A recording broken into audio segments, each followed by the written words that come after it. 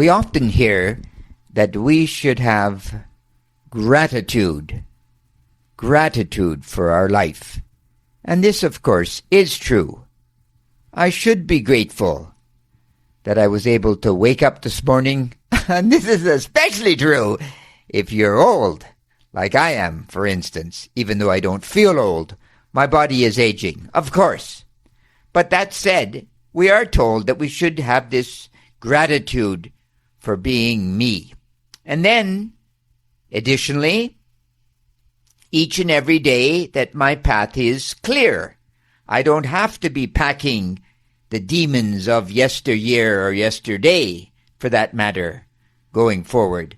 But I would like to give you a slightly different spin, if you will, on this idea of gratitude. I think that we actually should acknowledge, identify that I am alive. Me, the person known as me, to myself. I am alive and I am awake. But that's all I get, baby. That's all I get. I just get me, this set of givens. I am a man. I am 68. I do have 2 children, a certain amount of money, certain amount of intelligence, etc. We all have the givens. And then the acknowledgement part means that now it's really, truly no joke up to me. Acknowledgement number 1. Life is not fair. It's just not fair. When we finally come to, when we gain consciousness at about 20 or so, we immediately realize that there are better looking people than me. Sad to say, but it is true. Smarter people than me.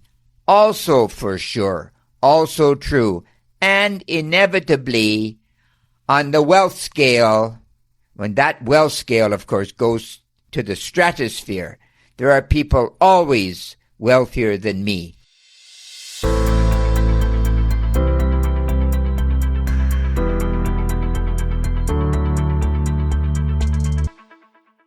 But I acknowledge that there is no one like me. No one. There never will be, and there never has been. Now to get to work. But at the very onset, I think that I will be terrified of this freedom. Absolutely petrified. I can barely get out of bed because I don't know what to do. And yes, I am on the academic path. Sure, that's fair enough. Most of us are. And I do come from a nice family. Okay, great. And it goes on and on and on. But how am I going to bring forth my individuality, the me that exists inside of me as that unique person? Well, I think firstly, once again, after I acknowledge that I'm awake, I now must realize that I'm going to constantly evolve. I'm going to constantly strive to be a better person. And here I must adopt an axiom, I believe. Always excellence. Why not? In other words, whatever I attempt to do, I should realize that I'm doing my very best, or realize that I haven't done my very best, but I could have. So I must acknowledge this. Then I say to myself, if I'm a positive individual in this world of pain and suffering, I'm going to do a lot better. It's going to be a lot easier to go forth in life if I can think in this way, right? And then ultimately, I can't control everything. I can control, however, the things that I can control. There are things within my power. My thoughts, my action, my grooming, my schooling, my efforts. These are within my control. And I must, of course, set a plan. And then once I have a plan, I must implement that plan. I must implement that plan. And I must have this constant self-understanding that I must acknowledge that I'm alive. I'm conscious. Now, I'm not sure if you're conscious, but I know that I am. This, I think at least, develops into a type of self-love, not a self-vanity.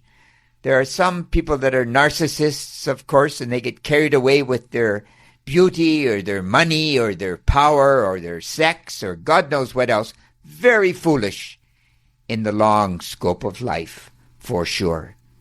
Because ultimately, the only person I really have to be true to is me. Now, people such as Jordan Peterson, of course, also suggest that I should look for a partner in this quest for knowledge in my life, the acknowledgement of my life. I should look for a partner because a partner will help me and I will help him or her. We will guide each other with the realization that this partner, rather tragically, may go away.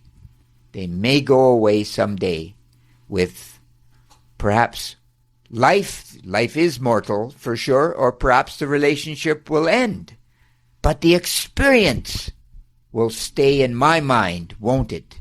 It will stay with me forever if I want.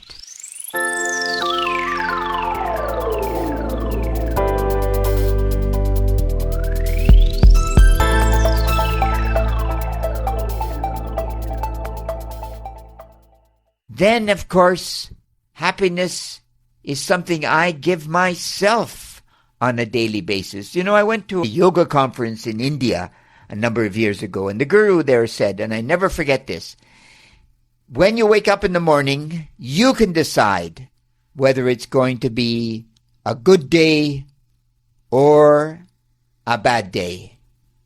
It is truly up to you. And of course, as I've often said, some days I wake up, I've perhaps had bad dreams, haven't slept well, forgot to do my homework, etc.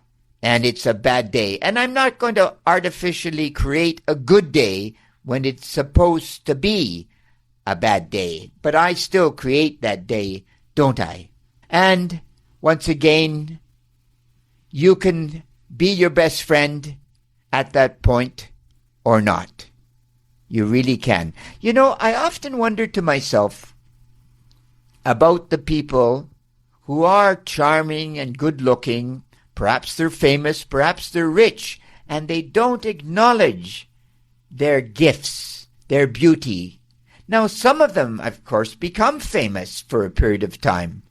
But the suffering that is associated with so many people makes you question why you wouldn't have taken that step further and just acknowledge the gifts that you received and did not suffer over them. Now, many people descend into alcoholism or drug addiction or bad relationships. You know, and why is this? Because this does not have to be. Once again, each and every day, your path is clear.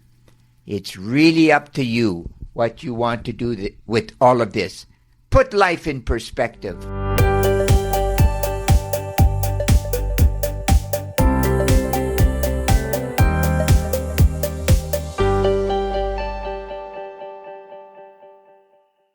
The small moments are sometimes the biggest moments, aren't they?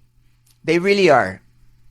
The other day I'm taking a shower and there was a tiny fly moving around at the very top of the shower where the steam was.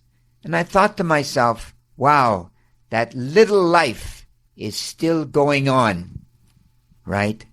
And that fly, of course, can't acknowledge that he's a fly in the same way that I can acknowledge that I'm a human being. For sure. So the next time someone tells you you should be grateful for your life, acknowledge that you have received this gift of life in the cosmos, with the bugs, the bees, the ants, the stars, the sun, etc. You somehow were given you. Acknowledge that you're this treasure, this gift, this raw diamond, and then get to work on you. And if you do, if you get on the path, you will acknowledge that it's not a short life. It is a very, very, very, very long life. But you must enjoy the journey and find some level of contentment, because it exists. It is there for sure. So acknowledge your gifts. And you know what they say. You know what they say. Critical thinking is everything, especially when you want to acknowledge the reality that you occupy. And critical thinking is, of course, great, truly great. You take care. God bless. Bye-bye.